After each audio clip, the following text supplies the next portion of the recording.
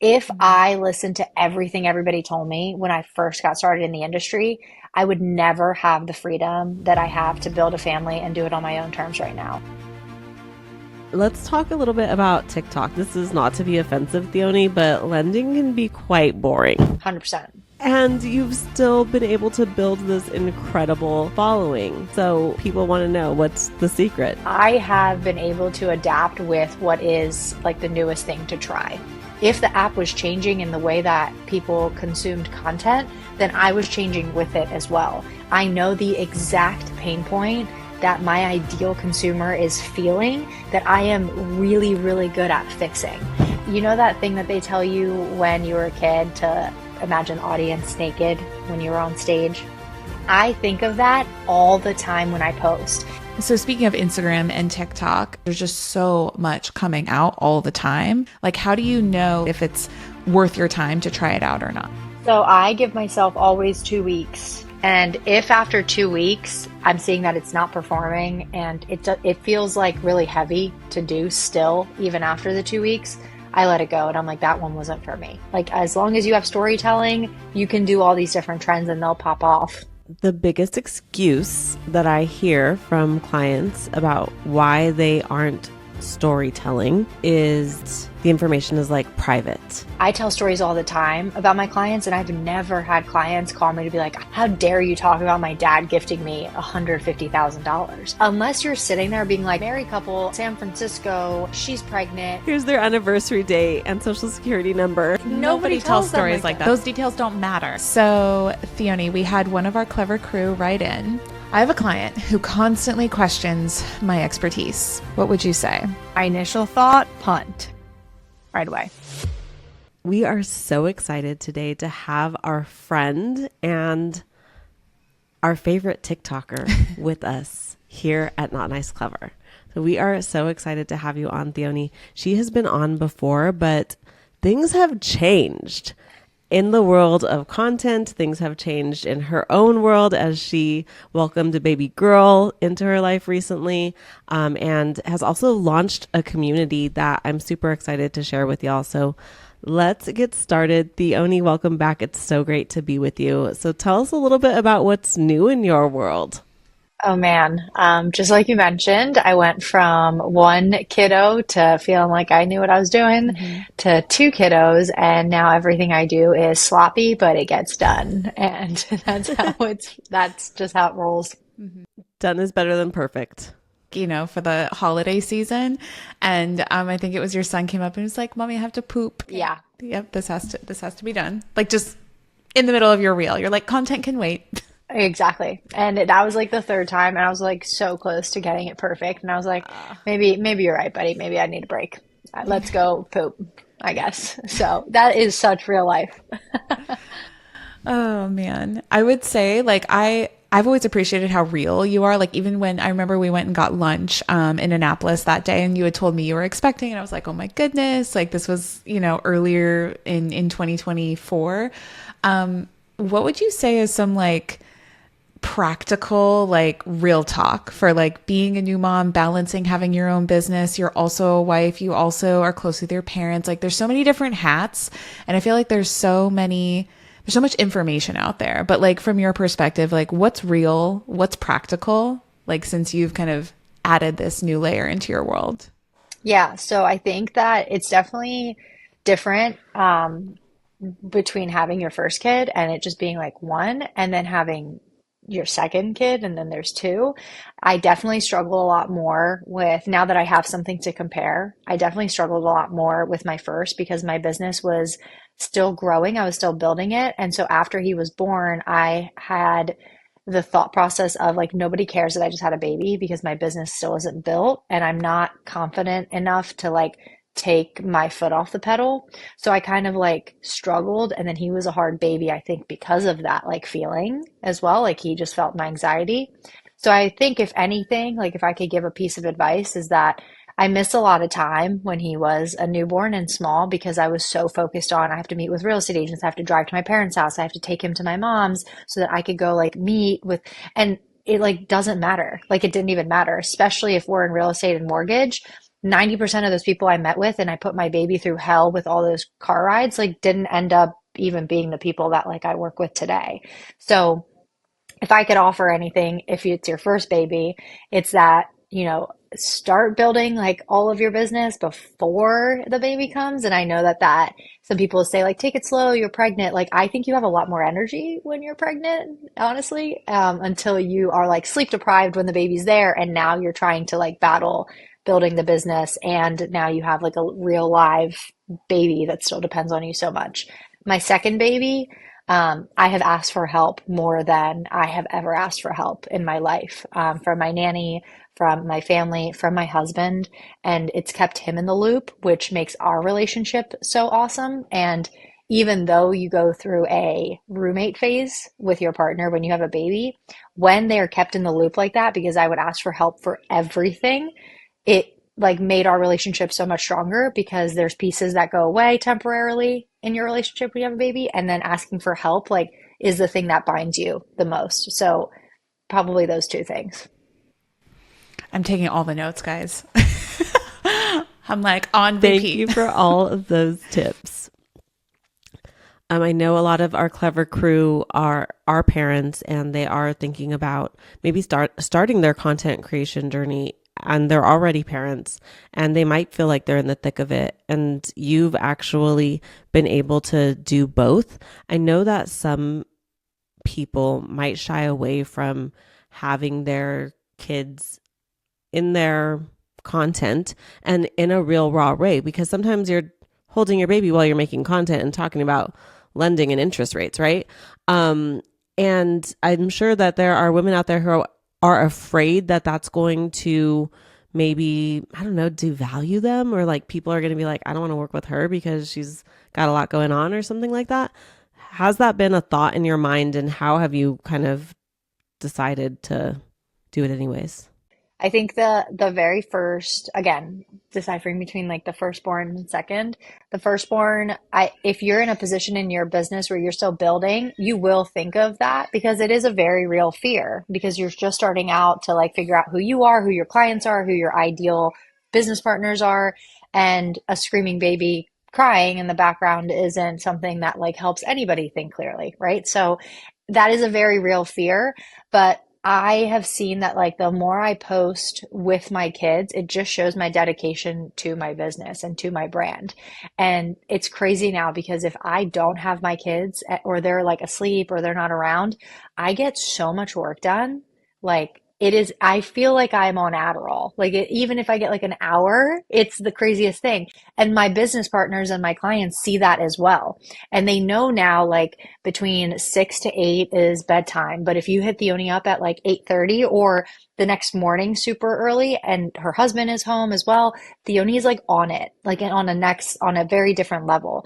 And so I think that that's our generation's so good at like doing the whole work and life thing that it's like giving your clients and giving your referral partners a realistic time frame in which you work the best. And sometimes that's with your kids because a lot of us in this industry, at least in the mortgage and lending space or mortgage and real estate space, are just doers. We just do anyway. And so to replicate that onto social media, be like, I'm going to do it anyway with my kid, just like is an incredible power that people without kids might not have. They might not be able to show their dedication that way. So it's just like reframing it. And it's way more fun, I think, to like have your kid around and they see you, right? Like kids are just Just share sponges. They just your absorb it. actual life. Yeah, and not feel like Yeah. you have to hide it. I remember you mentioning to me, like offline, that when you had your first kid, you were like, maybe put him in the other room and trying to take a call, and then like hearing him in the other room and maybe feeling guilty. And now you're just like with your baby on a call because that's what needs to happen at that moment, if that, if that needs to happen. And I noticed that when you show up in that manner, people kind of they respect you more. Yeah. I mean, that's also just so badass. Like you're just bringing your kid. Yeah. What are you going to say? Like, what's that person going to say? Can you put your kid away? Like, what are they going to say? You know? I love that. It's so true. It's so true. And if they do, we'd be like, okay, we're done now. This conversation is Yeah. over. Like, thank Man, you. you just made Next. my job so easy. The amount of places I've taken especially Ariana, because like I said, Kostas was a hard baby, so I had to do things like that. Mm-hmm. I like the amount of places I've taken her, the amount of office visits. This morning, Philip had a shoot with a real estate agent at the like broker's office with all the other agents that were in their office. And I would have never brought Costa somewhere like that. I just brought her this morning and I was just carrying her around and I was taking my calls and she was like popping into everybody's office. And I was like, they feel that. Like they feel the chillness of you and then they reflect it. She's just probably like, hey, mom, I'm just happy to come with you. Like, I'm just happy to be here, like thanks for bringing me. That's so cool. Kind of shifting gears because I know that our audience is always looking for the latest tip or the latest, we hate the word hacks, but they're asking for hacks still. Um, let's talk a little bit about TikTok because you've built a following of over 200,000 people on TikTok, which is incredible. Particularly, this is not to be offensive, Theoni, but lending can be quite boring. 100%. I'm the first person to say that. It is the most boring. And you've still been able to build this incredible following. So people want to know what's the secret. Oh man. I think if I could give you like two, I feel like today's just like the day of twos, right? One is like more of a I guess like not woo woo, but like maybe like a philosophy. I have been able to adapt with what is like the newest thing to try. So when TikTok started, it was the app that you either danced your little booty off, and I wasn't doing that, Mm-hmm. or you had the trending audio and then you like mouthed the things. And so I fell with that and I was like, all right, how can I make this cool for mortgages? And then that opened up like my creative juices and it just got me comfortable doing things that I didn't really know too much about. And then the app evolved, as you guys know, and now it's all about storytelling, which I do think that Instagram is heading into in 2025 too. And Mm-hmm. so that is, that's like a hack. And so I think the ability to ability to just try things even when I had like over 100,000 followers. If the app was changing in the way that people consumed content, then I was changing with it as well, even though I didn't know what I was doing, right? So through that, I've learned how to just be super nimble. Like I feel like I can just like change, and it's almost gotten to a point where now I like say to my husband sometimes, I'm like, do I just like delete my account and start a new one and just like see if I can do this again? Like I'm crazy. I think like that, but it's because I finally gotten to a place where I've learned how to talk to my audience and I am so secure in my brand that like I think it's because I did all of those different things and I evolved with the app. And so I think like number one, it's just to be flexible. And then number two is that storytelling that I did plug in to number one. I think like getting really good at talking about boring topics in an interesting way, especially with real estate and mortgages. Your stories are yours and nobody can take you, like, nobody can take that. Nobody can steal those, right? They can steal examples like it, but they can't steal the stories and my clients' experiences and things that I've seen and heard and done. And those are the things that people binge. And so that's what I would probably recommend is getting really good at that. I love that you said it's the things that people can't steal because I feel like a lot of people get caught in this trap of wanting to, they'll see a successful account and then they'll just try to rip off and duplicate whatever that is. And it never works out. And so, like, Clever Crew, this is not permission to do that, but permission to be yourself and use your stories, but how you express them, right? You go along with the app and what's trending and where the people are. Such an important nuance. Yeah, absolutely. And I mean, like I said, I think that it's important in the beginning, it's going to feel weird. And it's important to like acknowledge that discomfort and almost like bring it on. And that's why I think I'm going to be pushing a lot for YouTube in 2025. And that is so uncomfortable for me. Like I know nothing. I know nothing about YouTube, which is crazy because when I tell people that, they're like, but you crush it on TikTok and like you're pretty good at Instagram. And It's I'm a like, whole yeah, but different animal. totally different. Yeah. I'm like, what if I get on there and I have like three people who like me, right? Like, I don't know. Like, what if they don't, there's not the same people. And so I think like I'm going to take my own advice on that and totally shift it to like a whole new platform in the new year because I feel like at this point I've gotten a little bit too comfortable where I'm like, oh, I feel like I'm cruising and that scares me. Mindset is, I think, the most important part of being a content creator or stepping into the content creation space. Because if you don't have the mindset that, hey, this is new, which means that it's going to be uncomfortable and discomfort at this phase is completely normal. And I might be embarrassed when my friends mention my TikTok, or they might talk shit about me behind my back, or like all of this is just part of it. If you don't have the right mindset, then you're going to quit before you even get started. And people, I think, are always looking for the like, well, like what button do I push, or which box do I check, or tell me the 10 things I must have in this video for this to go viral. When the reality of it is you just have to have the mindset that you're going to show up and learn and be better the next day, and, you know, just take the journey. I was listening to Amy Landino today. She's a guest on one of our episodes. We'll link her below.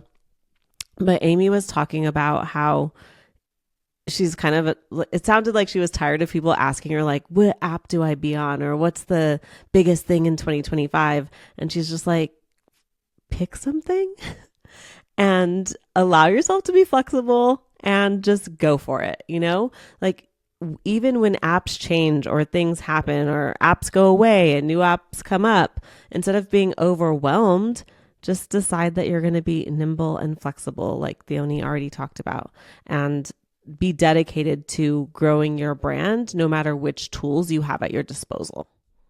Yeah, I love that so much. And that's the coolest part is that it's like you said, you're building your own brand.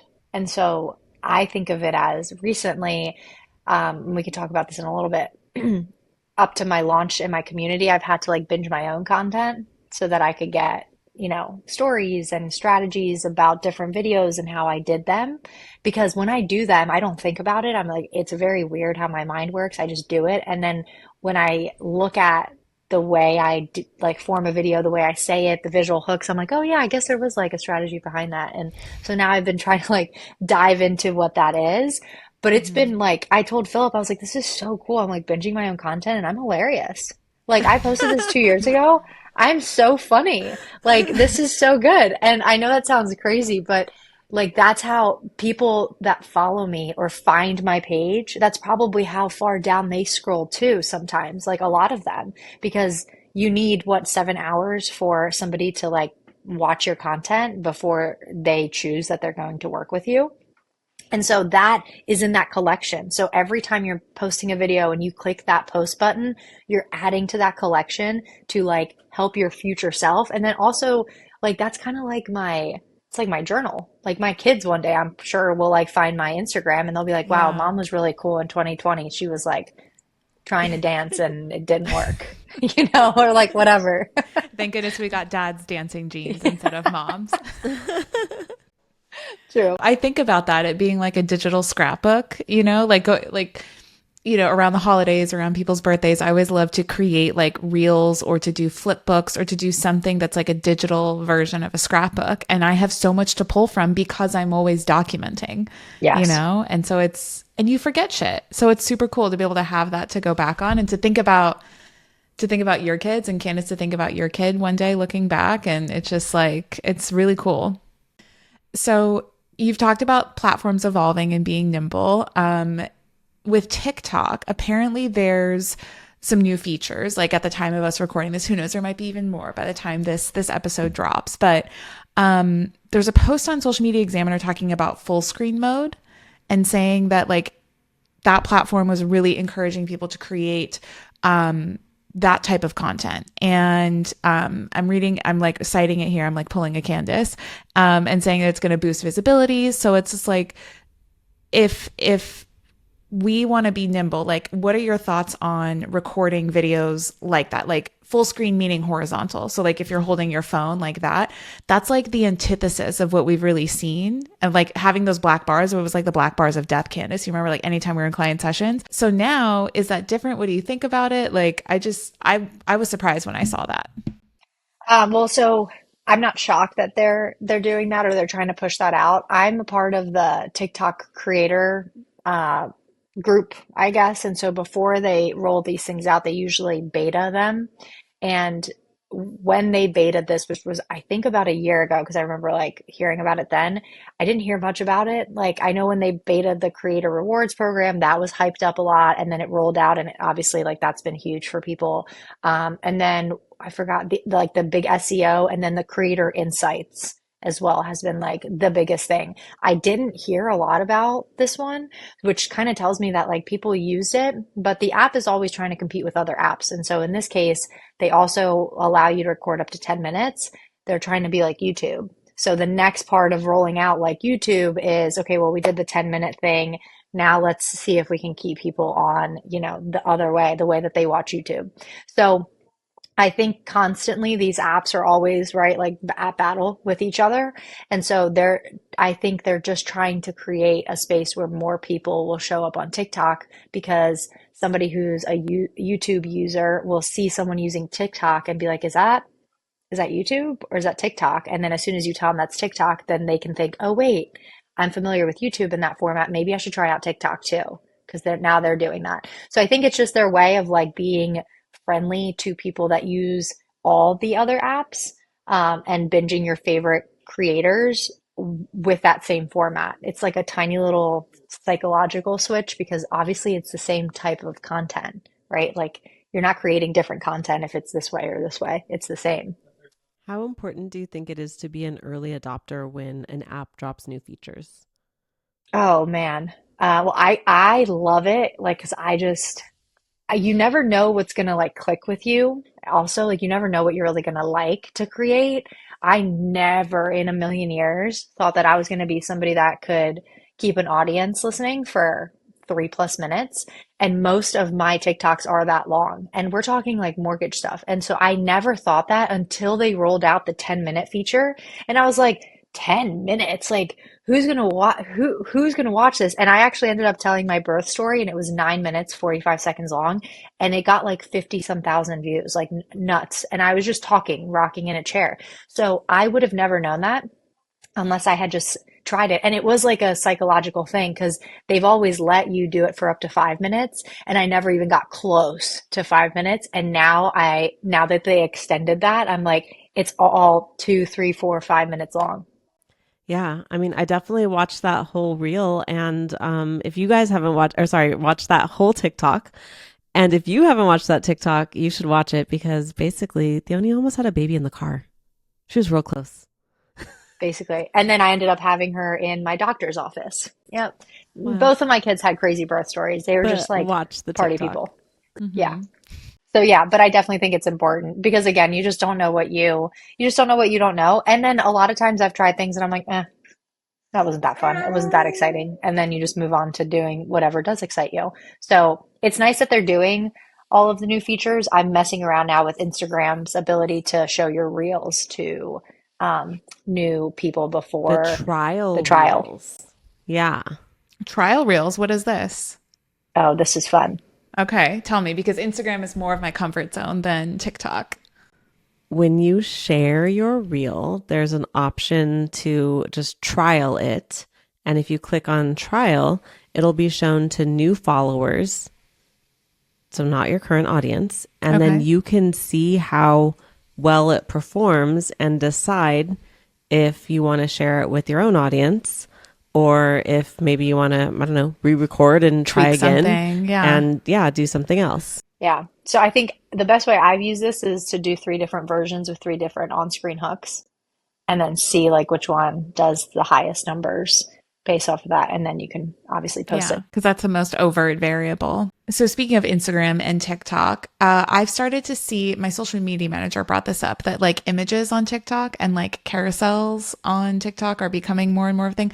I think it's just the app battle, but the question I want to have for you is like, how do you how do you determine how much time to spend on a particular trend or a particular platform before you just like commit and go for it versus just getting stuck in like analysis paralysis or overwhelm? Because I feel like that's something our clever crew does struggle with because there's just so much coming out all the time.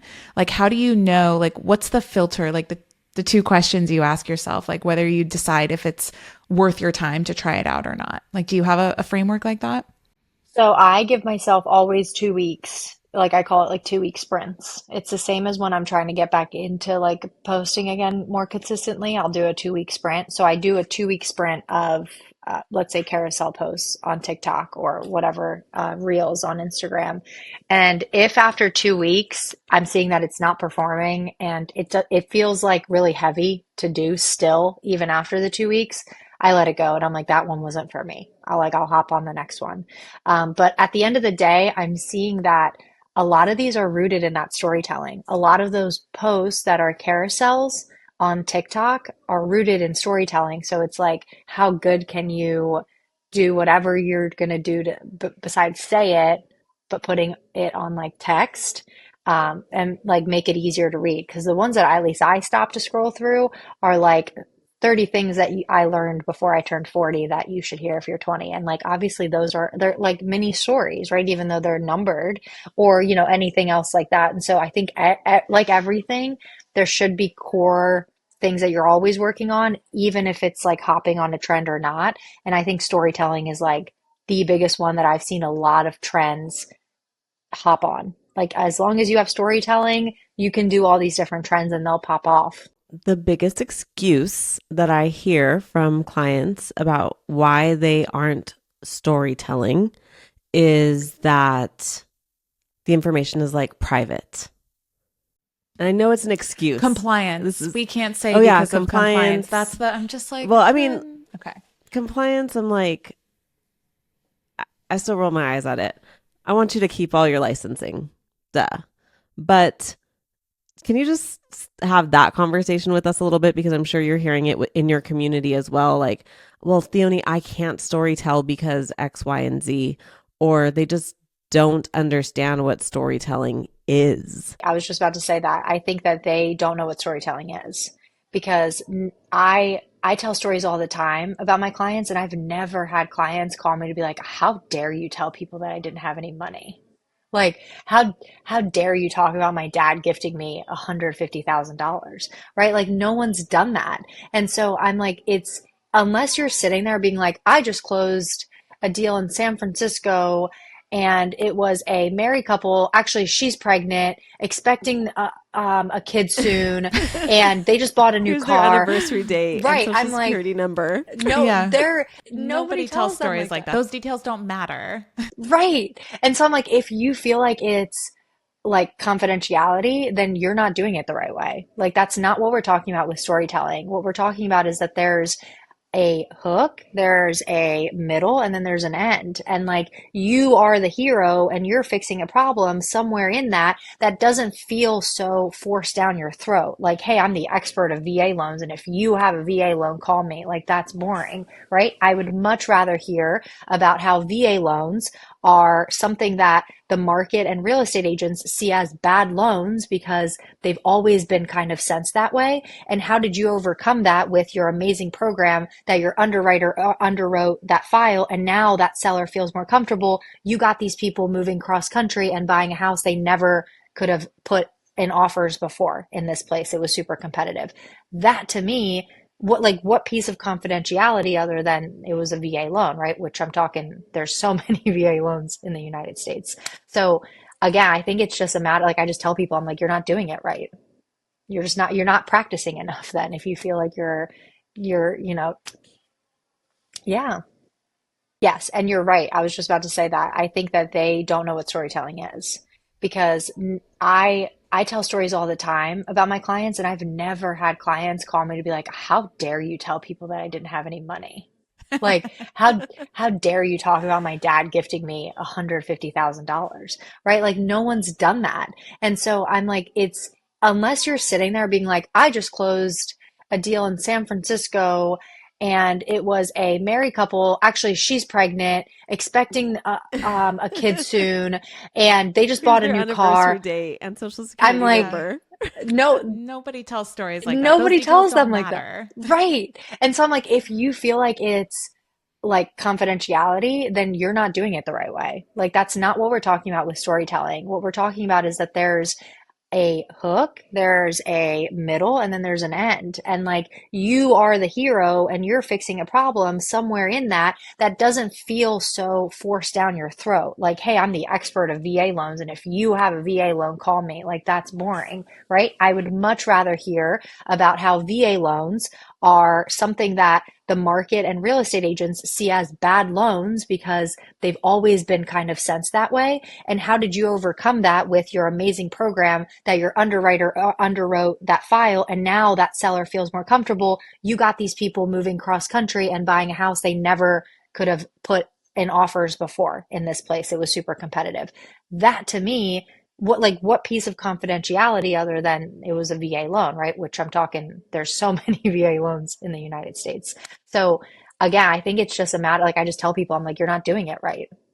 You're not practicing enough. That's the thing, right? Because like even though we naturally storytell in our day to day, we love the tea, we love the hot goss, to do it in an intentional way to further business, to express your brand, to build that, it is a practice. It's different than just spilling the tea at the virtual water cooler, you know? So we have the raw tools, but we need to practice it in this fashion for content. And I think when you practice it, I always talk about like pain points within your avatar. When you practice something like that, and it took me a long time, I figured out what I'm really good at: pain point fixing. I know the exact pain point that my ideal consumer is feeling that I am really, really good at fixing. And without that storytelling and without that practice, then you don't know like what makes you feel really good and what makes you the authority, because there's a million parts to our transaction and we can't be good at all of them. And like, you don't like all of that. You know, I might not love the intro call, but I love when there's an issue that comes up and I can fix it. And people also love that because it makes me the hero of that story. But I would have never even known that about myself had I not done the talking about the stories and trying to figure out like what are all of these pain points that I'm talking about in my stories even. So it also helps you recognize that, which obviously people feel that vibe when you tell a story, and then you just show up a lot differently when you know the pain point that you're good at fixing. Yeah. You show up like you actually know what you're talking about and like you are reading their mind too, instead Yeah. of just being very generic and fluffy and jargony. Absolutely. Theoni, what's one of your favorite stories from the past year? Like what's one that stands out to you? A client story. Because obvi the best story is your daughter being born. Obvi. Yes, of course. Client story. That one was the best. Probably back in going off of the VA loan, actually, back in June, right before I had my daughter, I had a client call me and she was already under contract and she was supposed to close the next week. And I was like, well, sister, you're in a conventional loan right now. Your rate is actually pretty high. Did you know about that? You're like paying these points, all this stuff. And she was like, no. And I was like, well, you also told me that like you're not on the loan, but like your spouse is on the loan and you guys just got married. And she was like, yes, he's deployed. And so I was just confused because I said, why aren't you in a VA loan? And she said, oh, because we're buying in a super competitive market. And my real estate agent told me that I cannot use a VA loan, but we're really uncomfortable with the amount of money that we have to bring to closing. And we're having to ask different family members for gifts, but we really want this house. And I just was like, oh, you're working with the wrong people that are giving you the wrong information. So we took the loan and she fired her lender who wouldn't stop harassing me because she was like, how could you get him into a VA loan? I couldn't get him into a VA loan. And I was like, no, if you know VA loans like we do them, you know how to get them in. It wasn't super easy. There was like a little bit of complication, but it wasn't something that we hadn't seen before. So I knew I could do it. Everyone was up in arms. And for like 3 days straight, I got back to back calls from the seller, the listing agent, and her realtor being like, what are we doing? We're about to blow up this deal. We're supposed to close next week. And I remember talking to the seller because the seller was like, keen on talking to me. And if you know nothing about real estate, just know that you're represented by agents so that sellers can't directly go to the lender, let's say. And so they were calling me and I just had to keep assuring them I was 9 months pregnant. I was like, I'm telling you all, like, if I'm chill right now, like, you need to chill and get down to this level.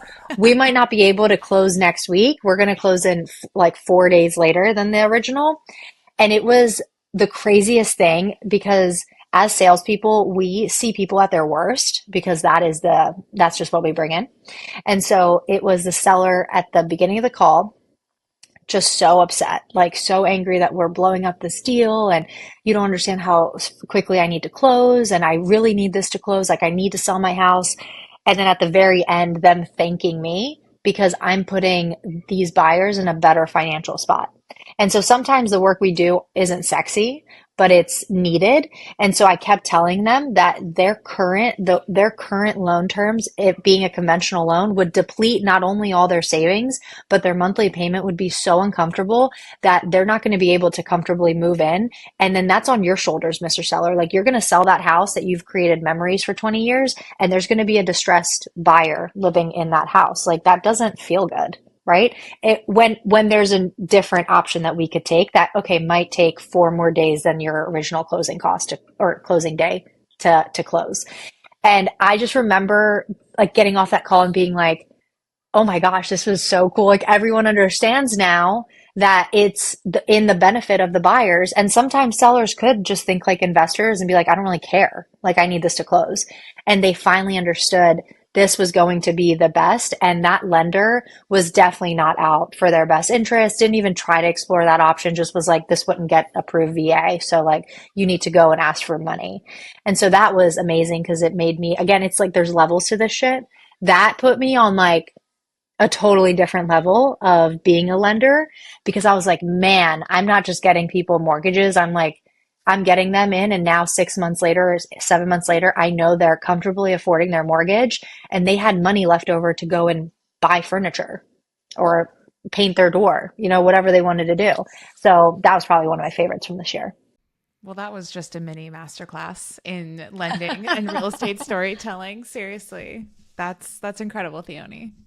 Because you humanize the process, and that's what's different, right? It's not just about getting a loan, it's about what that means for the family. Exactly. And that's why I hate the term like we used her for a mortgage or we used her for real estate because I'm like, you're not really like that's pretty fucked up, right? Like you're using people. Well, just the term Yeah. user, like, I'm working to delete that word from my vocabulary because that comes from a very like dark roots, Yeah. website users. It's literally from drug users and trying to make them addictive and addicted to whatever it is. So I catch myself and I'm like, oh, nope, people, potentials, Yes. prospects, whatever it is. Like, Yeah. Because it's definitely more than just a mortgage. That's for sure. So one thing that we haven't talked about that we definitely need to, Theoni, yes. is how your personal brand has kind of owned being disruptive in the space. Yes.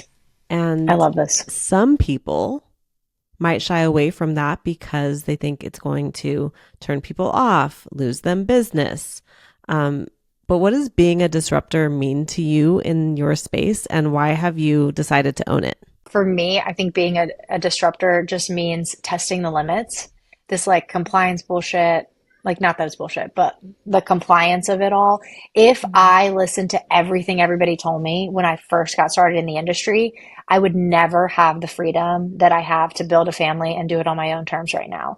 And it's very hard in a service-based industry to make people respect your time. And so if I've done anything, I've not only disrupted the industry, but I've disrupted my time and the respect of my time. And so I do it in a fun way. Like, I don't think people understand that for me, at least, it's not fun to cold call. It's not fun to door knock. It's not fun to ask people if they know 5 people who are looking to buy. Like, Ugh.